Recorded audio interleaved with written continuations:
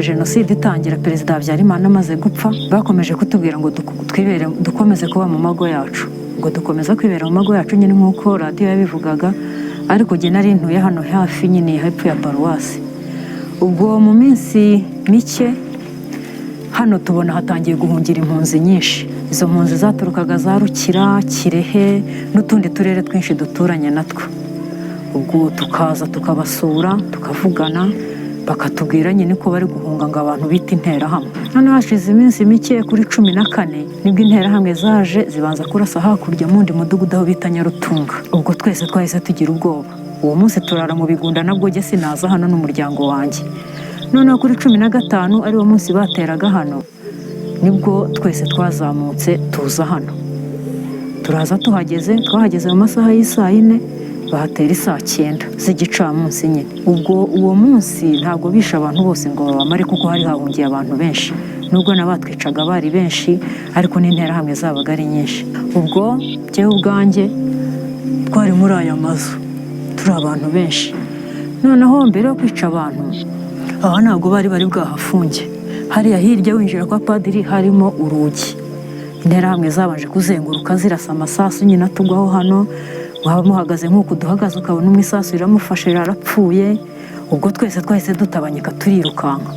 Noneho tugeze aho ku rugi dusanga interahamwe zahabambiye nyinshi. Nibwo bavugaga ngo umuhutu wabayobeye hano navemo, ntabwo dushaka abahutu, turashaka abatutsi. Ubwo batubwiye gutyo, twumva ko twese tugomba kuvuga ko turi abahutu. Ariko kubera ko abo bantu batwicaga bari abaturanyi, twasangiraga, twashyingiranaga, barabivugaga bikanga bikaba iby'ubusa. Bakavuga ngo uyu munsi ntabwo ari bwo ubaye umuhutu.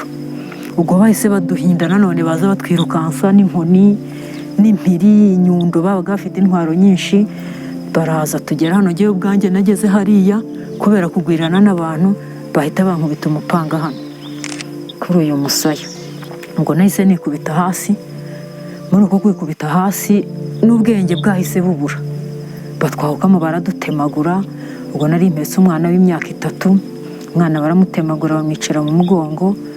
Noneho ubwo byari bimaze kuba nk'aya masaha saa 11, kuko baryaga kwica batangiraga saa 2, ariko saa 11 yagera bagataha.